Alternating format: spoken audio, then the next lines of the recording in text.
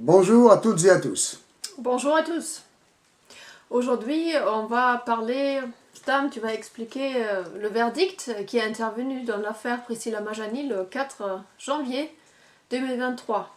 Donc là, on va faire une petite analyse du verdict. Oui, c'est très important pour la démonstration que nous avons à faire et les solutions que nous avons à apporter en fonction d'une définition précise de ce à quoi nous sommes confrontés collectivement, c'est-à-dire terreur d'État.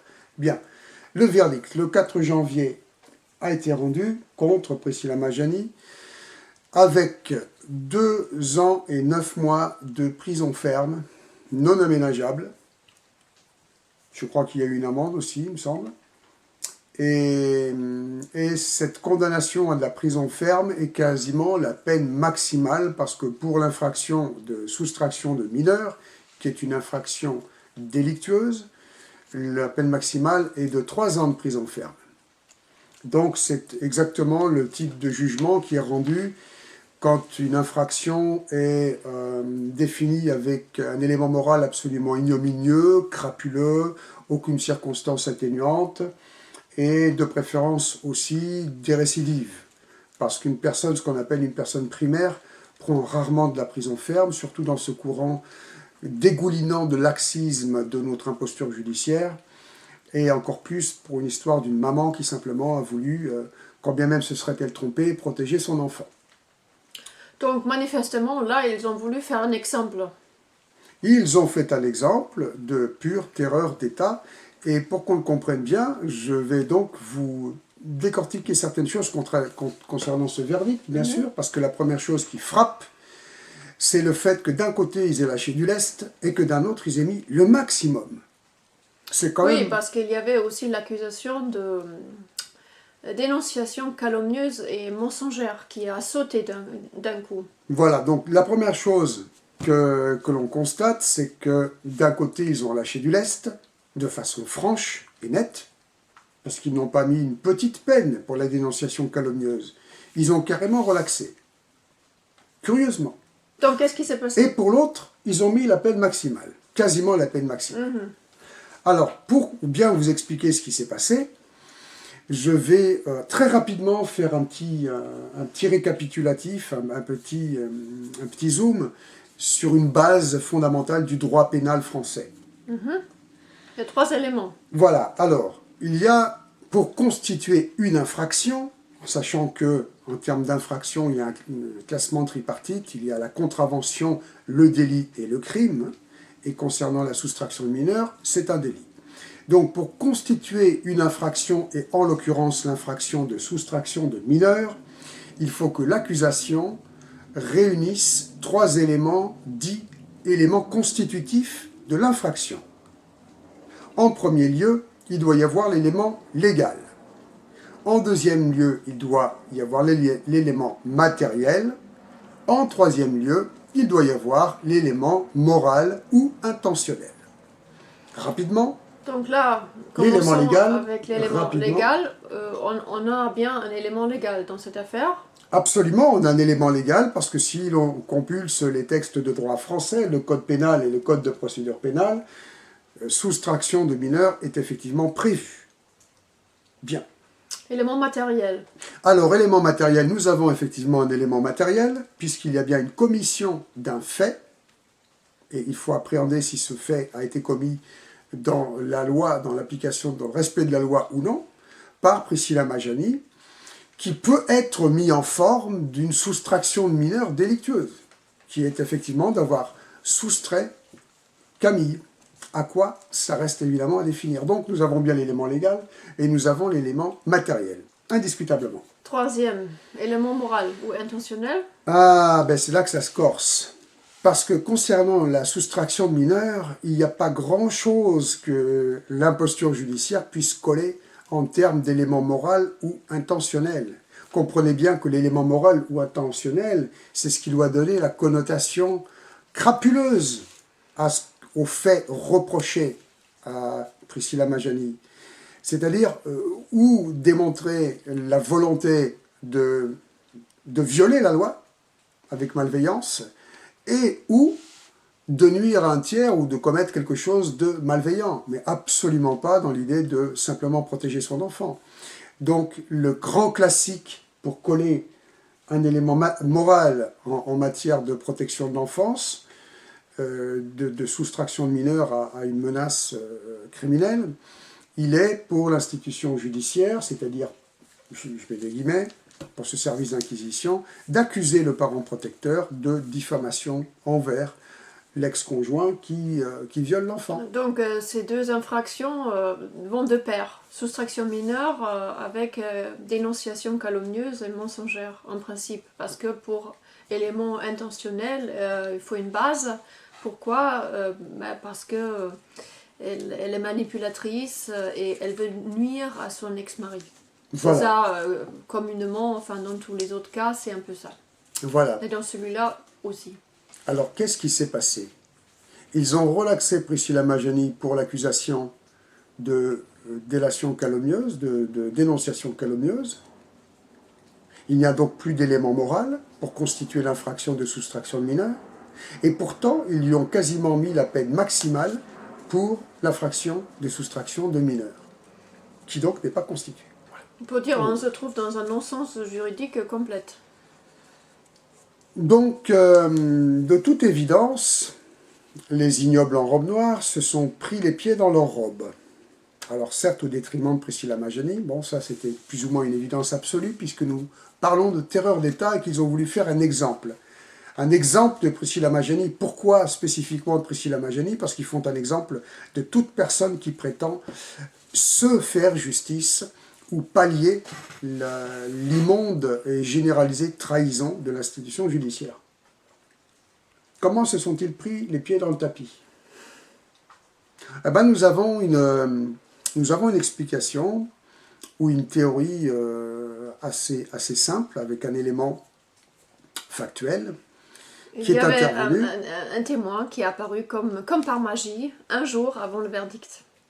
Un témoin qui témoigne, une fille qui, à 14 ans, était confrontée à des agressions sexuelles de la part d'Alain Chauvet. Plus précisément, c'est une femme. C'est une femme qui a témoigné et qui a apporté son témoignage la veille de l'énoncé du verdict. Vous imaginez le casse-tête pour les ignobles en robe noire qui avaient travaillé pendant 40 jours sur leur verdict? Les greffiers, les greffières, elles n'en pouvaient plus, elles avaient tapé toutes ces inepties, et patatras, la veille du verdict. Ah, il faudra tout recommencer. Ah ben mince, on ne peut pas leur redemander 40 jours de plus. Hein. Donc, cette femme, on ne sait pas quel âge elle a, on ne sait pas, nous encore, pour le moment, de qui il s'agit, a témoigné, comme quoi. Alors, cette femme est la fille d'un ex-ami d'Alain Chauvet, ex-ami, on va aussi devoir savoir ce qui s'est passé, qui a rapporté que lorsqu'elle était âgée de 14 ans, elle avait été donc victime de ce que le droit français appelle agression sexuelle caractérisée de la part d'Alain Chauvet.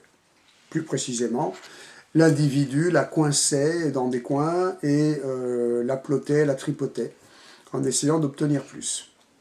Donc une fille de moins de 15 ans, donc mineure de 15 ans, comme le dit la justice. Voilà. Donc elle a envoyé son témoignage le 3 janvier au tribunal. Donc la cour d'appel d'Aix-en-Provence ne pouvait pas ignorer ce témoignage et a relaxé alors Priscilla Majani pour l'accusation de dénonciation calomnieuse et mensongère. Et voilà, patatras. Donc on pourrait avoir l'impression que ces gens qui ont énoncé le verdict sont des attardés mentaux, hein, bon, de méchants attardés mentaux. Mais en fin de compte, c'est simplement que le piège se referme sur eux-mêmes, ils sont pris eux-mêmes dans leur propre délire diabolique, et là, il devient absolument grotesque qu'il ne s'agit absolument plus d'un verdict judiciaire, mais bien d'une sentence diabolique, hein, que le droit n'a plus rien à voir dans l'histoire, qu'il s'agit bien de représailles de l'appareil de terreur d'État, c'est-à-dire la pseudo-institution judiciaire, envers l'héroïque mère protectrice Priscilla Majani. Que les choses soient bien claires. Et on se pose bien la question, qu'est-ce qui sera devenu de Camille si Priscilla n'avait pas fait ce qu'elle avait fait en 2011. Vu que la terreur d'État qui s'acharne autant sur elle encore aujourd'hui, où cette affaire est largement médiatisée, toute cette terreur d'État qui s'abat sur elle, avec les maximums quasi pour soustraction de mineurs, où l'agression sexuelle de la part d'Alain Chauvet est affirmée, là, on peut se poser la question, qu'est-ce que ça aurait été 11 ans en arrière, 12 ans en arrière, si elle n'avait pas pris ce choix de partir en clandestinité? Ça mérite effectivement qu'on prenne un petit instant pour réfléchir à cette question cruciale que tu nous apportes. Que serait-il advenu de Priscilla, mais surtout de Camille, si Priscilla Majani n'avait pas pris le maquis il y a 11 ans en arrière? Avec les évidences qui, aujourd'hui, qui font surface quant au vrai profil du monstre et aux agressions sexuelles, aux crimes sexuels incestueux qu'il avait commis sur sa fillette. C'est-à-dire l'institution judiciaire, avec la pression médiatique, avec le comité de soutien, je refais comme elle, ils ont bien la pression. Et pourtant, vous avez vu qu'elle a pris 2 ans et 9 mois de prison ferme. Malgré que nous sommes très nombreux de la soutenir et d'avoir compris le fond du problème. Donc ça vient nous confirmer qu'il n'y a pas d'autre option. Si Priscilla Majani n'avait pas pris le maquis avec sa fillette en 2011, à l'heure actuelle, Camille, d'une part, serait possédée par le démon auquel l'avait vendu Chauvet, mais en plus serait une jeune adulte MK Ultra, et nous savons ce que c'est, ce que ça signifie. Quant à Priscilla Majani, eh bien, elle aura fini probablement réellement folle, brisée dans un asile psychiatrique, sous camisole chimique, désespérée comme tant de parents protecteurs, comme tant de mères protectrices le sont, surtout de comprendre qu'elle n'a pas fait ce qu'elle aurait dû faire. Et là, une fois de plus, magnifique victoire. Bien. Oui, faisons un petit zoom encore concernant l'audition Mélanie qui a été faite avec Camille quand elle avait l'âge de 5 ans. L'audition de Camille, finalement, parce que c'est très difficile pour les enfants de parler devant une caméra, devant des inconnus, donc ça arrive très souvent que les enfants n'arrivent même pas de parler, que voilà, ils disent rien. Ce qui va servir après pour dire, ben voilà, l'enfant n'a pas parlé, donc il n'y a rien. Conclusion, voilà, vite fait. Alors je vais vous décortiquer très rapidement, pour ceux qui ne savent pas comment ça fonctionne. Je vais essayer d'être le plus concis possible, mais c'est quand même une petite démonstration. Allez, je vais essayer de vous la faire en 2 minutes. Lorsque, imagine-toi, tu es maman protectrice. Voilà, tu t'aperçois, tu es devenue une maman qui est devenue protectrice parce que subitement tu comprends que ton enfant, eh ben, il est probablement victime de crimes sexuels incestueux. S'il vous plaît, arrêtez d'écouter ceux qui veulent vous faire parler d'inceste. Il s'agit de crimes sexuels incestueux. D'accord? L'inceste n'est que la circonstance aggravante du crime sexuel commis sur l'enfant. Parce qu'un frère et une sœur qui copulent ensemble, c'est pas un crime. C'est incestueux, c'est dégueulasse, c'est tout ce que vous voulez, mais il n'y a pas d'enfant au milieu. Violer un enfant, quand c'est son enfant, c'est un crime sexuel incestueux. Bien, donc tu t'aperçois que ton enfant il est victime de crimes sexuels incestueux, tu le comprends. Naturellement, comme hélas, tous les parents protecteurs qui se font piéger, tu vas voir le policier, le gendarme, suivant où tu habites, un commissariat de quartier, de police nationale ou une brigade de gendarmerie départementale. Bon, tu tombes sur un gendarme, agent de police judiciaire, ou un policier, agent de police judiciaire, ou officier de police judiciaire. Alors, pour les gendarmes et pour les policiers, c'est un examen qui se fait sur 2 ans, officier de police judiciaire, accessible dès le premier grade de gendarme ou de policier. Ce n'est pas du tout un grade, c'est un statut qui correspond à un concours, voilà, officier de police judiciaire. Eh bien, dans toutes les brigades de gendarmerie de France et de Navarre, dans tous les commissariats de police de France et commissariats de police de quartier, il y a suffisamment d'officiers de police judiciaire. Donc, quand tu vas arriver dans un commissariat de police, une brigade de gendarmerie, tu vas exposer ta situation tout de suite. Madame, asseyez-vous, le policier ou le gendarme va prendre ton audition. Première étape, tu as saisi directement l'institution judiciaire, pensant naïvement bien faire.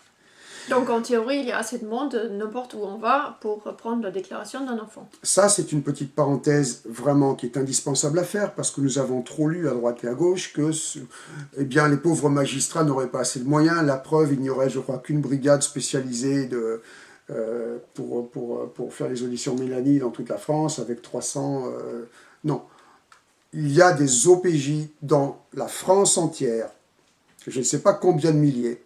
Donc il n'y a aucun problème pour pouvoir prendre des auditions d'un parent protecteur et l'audition préliminaire d'un enfant et faire en sorte de déclencher une enquête qui doit par contre être très lourde et longue, prendre du temps et faire appel après à d'autres experts. Donc on n'a pas besoin de la brigade des mineurs, toutes gendarmes et policiers Voilà. quasi capables de prendre une audition d'un enfant mineur. Donc il y a ce qu'il faut pour établir la manifestation de la vérité, qui est la première étape clé. Donc déjà prendre ton audition, ensuite prendre l'audition de la victime, du témoin mineur, témoin dans une affaire criminelle, puisqu'il s'agit de viol d'enfant, hein, affaire criminelle. Et la deuxième étape, une fois que tu as parlé aux policiers, aux gendarmes, qui doit se déclencher par le système judiciaire, c'est donc la première manifestation de la vérité, faire des enquêtes, vérifier tes dires. Tu n'as pas besoin de venir avec les preuves. C'est à la justice d'aller chercher les preuves de ce que tu soupçonnes. Théoriquement. Voilà.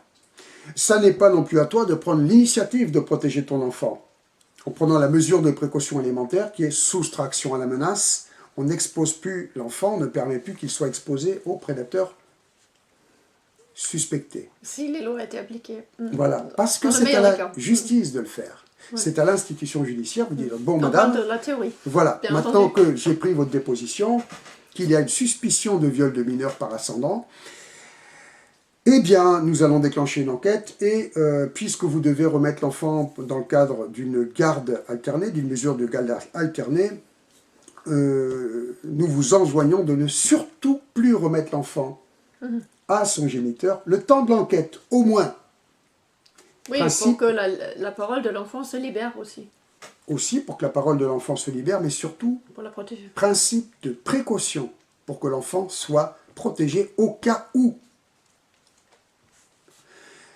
Alors, tout à fait légitime et c'est tout à fait pertinent quand on ne sait pas à quoi on est confronté en France d'aller voir effectivement une brigade de gendarmerie ou un commissariat de police. On pense que c'est ça qui va être déclenché. Et pas que ça va être à toi de déjà mettre en place, tiens c'est bizarre, on ne me le dit pas, on ne le fait pas. Bon, je vais prendre les devants et je ne vais pas remettre l'enfant au géniteur qui le réclame le temps de l'enquête. Voilà. Non, non, non, déjà pour commencer, mettons bien les choses dans l'ordre, c'est la justice qui doit dérouler ce protocole et t'expliquer et te garantir. Et s'il le faut, si l'énergumène est vraiment déchaîné, même te protéger physiquement. C'est-à-dire, s'il le faut, faire une patrouille qui tourne dans ton quartier, ça doit être fait. Oui, bon, on est en train de parler d'une belle théorie. Non, j'aime bien parce que par contre, les policiers, ils vont protéger le prédateur. Hein. J'aime bien cette petite image. On est un peu quand même inversé. On voit le sauvet repartir avec des policiers en tenue. Bref. Voilà, et c'est pas exceptionnel, c'est tout le temps comme ça. Maintenant, bon, on a parlé de la théorie de la chose. Théoriquement, si les lois en France étaient appliquées, ça sera tout beau, sauf que c'est jamais le cas. Bien. Jamais. Alors, dans le cadre de toutes ces mesures judiciaires qui n'ont jamais lieu, puisque le système est organisé pour, dans une inversion totale des valeurs et de la réalité, faire en sorte que la justice se retourne comme un rouleau compresseur de représailles contre la maman protectrice, contre le parent protecteur et contre l'enfant martyr, notamment pour le neutraliser à tout jamais dans sa qualité de témoin victime dans une affaire criminelle. Il y a quelques petites astuces dont on va parler. On va en parler juste une aujourd'hui, qui est dans la fameuse audition Mélanie. Oui, et parlons précisément de l'affaire Camille, hein, oui. Parce que dans cette affaire-là, Camille a été interrogée à l'âge de 5 ans, donc cette audition Mélanie a été faite. Et l'avocat d'Alain Chauvet, Olivier Ferry, forcément, il a relevé que l'audition n'était pas crédible parce que Camille disait « Maman m'a dit de dire ça ». Arrêt sur image. Ça, c'est, Donc c'est la preuve de la manipulation de la part de la mère. donc, l'ignoble baveux de Chauvet, Olivier Ferry, c'est les derniers arguments qui lui restent dans cette dernière déclaration sur BFM TV, qui est de dire, oui, nous avons la preuve dans les auditions, parce qu'elle a dit, la petite Camille a dit, maman m'a dit de dire. On va faire un arrêt sur image là-dessus parce qu'il y en a énormément de cas qui sont concernés parce que les enfants disent c'est maman qui m'a dit de dire ça. Donc ça ne concerne pas seulement l'affaire Camille. Et on va vous expliquer comment ça se fait que l'enfant déclare maman m'a dit ça. C'est très simple. On continue. Tu es la maman protectrice. Tu as eu beaucoup de difficultés pour finir par obtenir que ton enfant exprime ses mal-être, pour comprendre, il y a des fissures anales, il y a des choses qui ne vont pas, finir par la faire parler. Et toi, tout le mal que tu as eu pour la faire parler, tu t'imagines, mais mon Dieu, demain il va y avoir de parfaits inconnus, combien même, oui, procédure Mélanie, dans une pièce avec des jouets, avec un pédopsychiatre, quand même, ça va être des inconnus absolus, que l'enfant voit pour la première mon fois. enfant va être confronté, et vu le mal que j'ai eu moi comme maman, en qui il a une totale confiance, je suis sa maman, de me livrer ça, waouh, pour qu'il se livre à nouveau à ces inconnus, ça va être difficile. Donc, réflexe tout à fait naturel de la maman protectrice, qui dit à sa petite, à son enfant, demain tu vas voir des messieurs et des dames, il faudra que tu dises à ces gens ce que tu m'as dit. Et voilà. Et voilà. Quand après la question se pose, un enquêteur demande à l'enfant, c'est ta maman qui t'a dit de dire ça? C'est ta maman qui t'a dit de faire cette déclaration? L'enfant naturellement va dire oui, maman m'a dit de dire ça. Et pourquoi est-ce qu'il y a des enquêteurs pour poser cette question? Je vous le donne en mille. Et spécifiquement dans les fameuses brigades spécialisées de mineurs, qui font les auditions Mélanie, parce qu'ils sont dans le système que nous dénonçons depuis des années, c'est-à-dire cette imposture judiciaire, ce service d'inquisition. S'ils sont experts ou spécialistes comme les autres pédopsychiatres à la mort-moi la chose, eh bien c'est tout simplement parce qu'ils ont comme mission, exactement comme tous les ignobles en robe noire de France et de Navarre, de caviarder les affaires et de faire en sorte que la terreur d'État se retourne contre le parent protecteur et l'enfant martyr. Voilà, donc c'est pour ça qu'on se retrouve avec des procédures comme celle-là, où on insiste bien, comme cet ignoble baveux Ferry, pour dire que l'enfant a révélé que c'était sa maman qui lui avait dit de dire. Alors quand c'est pas ça qui ressort de ces opérations d'enfumage et de caviardage de l'institution judiciaire, c'est tout simplement le mutisme de l'enfant, parce que si la maman ne briefe pas son enfant pour lui dire demain, il va falloir que tu dises au monsieur tout ce que tu m'as dit, eh bien l'enfant, il va observer le mutisme le plus parfait la plupart du temps. Et ce mutisme est aussi bien attendu que cette fameuse réponse à la question « c'est pas ta maman qui nous a dit de dire ça ?» Le mutisme de l'enfant, c'est presque pire. C'est ben voilà, nous avons la preuve qu'il n'y a strictement rien. L'enfant n'a rien dit. On a une vidéo pendant laquelle on voit l'enfant pendant une demi-heure qui joue, et il ne nous répond pas, il ne dit rien. Donc il n'y a rien à signaler, il n'y a rien à déclarer, circuler, il n'y a rien à voir. C'est donc vous, madame, qui manipulez la parole de l'enfant et qui, en fin de compte, voulez nuire à votre ex-conjoint. Voilà. Et l'affaire est ficelée. Et ça, ce sont deux types de petites astuces extrêmement vicieuses des ignobles en robe noire et de tous ces autres acteurs prétendus judiciaires qui rentrent dans le cadre de ce que j'explique dans un livre gratuit qu'on trouve encore sur Internet, que j'ai fait il y a quelques années en arrière, qui s'appelle « Justice pour enfants violés, le protocole des ignobles en robe noire ». Eh bien oui, parce qu'il y a bien un protocole des ignobles en robe noire pour arriver aux conclusions, pour que, quand même, savourons la chose aussi, un procureur de la République luciférienne rende un non-lieu en 3 jours. C'est quand même un record. Là où il aurait dû y avoir donc une enquête extrêmement poussée durant probablement plusieurs mois, en 3 jours, le type à l'époque, donc avant de préconiser l'internement psychiatrique de Priscilla Majani et que l'enfant soit rendu à son prédateur, Manu Militari, eh ben, elle a quand même commencé par en 3 jours, rendre son non-lieu. Ce qui est du jamais vu. Avec comme pièce maîtresse pour rendre son non-lieu, comme pseudo-enquête, l'audition de Monsieur Alain Chauvet, à qui pratiquement a été déroulé le tapis rouge au commissariat de hier. Audition, donc, très conviviale, qui s'est conclue par, bien sûr, c'est la manipulation de la part de cette infâme mégère, hein, votre ex-compagne, c'est une évidence, voilà, monsieur, merci, au revoir, hein, avec la bonne poignée de main franc-maçonne qui va bien, voilà. On a fait le tour? On a fait le tour, et si tout le monde a bien compris maintenant dans quelle situation nous sommes collectivement piégés en France, en parlant de terreur d'État judiciaire, hein, terreur judiciaire, ben, il va falloir maintenant parler des solutions qu'on peut trouver. Parce que c'est pas impossible que cette histoire va quand même se terminer, va prendre une tournure positive encore pour Priscilla, qu'elle va pas faire ses 2 ans et 9 mois de prison. Je pense, grâce à la forte médiatisation de cette affaire, je pense que cette affaire elle va bien sortir bien plus tôt que ce qu'on pense maintenant. Je pense qu'il va y avoir une solution qui va intervenir comme par magie. Un rebondissement. Dans cette affaire, parce qu'il y a toujours beaucoup de monde qui veulent se mettre en avant en disant qu'il va venir en sauveur, et on le souhaite de tout cœur pour Priscilla de toute façon.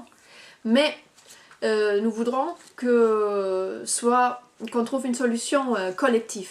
Et de ça, on travaille déjà depuis des années, de trouver une solution collective pour toutes les victimes. Voilà, ce dont veut nous alerter Janet aussi, c'est attention, effectivement, très probablement, on le souhaite de tout cœur, très probablement, il va y avoir un rebondissement. Un rebondissement qui fait qu'il va être reconnu que Priscilla Majani n'a rien à faire en prison et qu'elle va sortir. Et que ce rebondissement-là, avec sa sortie de prison, que l'on pense quand même assez rapide, va servir pour détourner l'attention collective qui en ce moment c'est chaud bouillant, hein, détourner l'attention collective du point crucial et fondamental que nous voulons à nouveau remettre en lumière, qui est la terreur d'État. Parce que ça voudra dire que c'est une affaire exceptionnelle qui, pour une fois, vraiment la justice, elle a fait une erreur, hein, qu'il faut reconnaître. Non.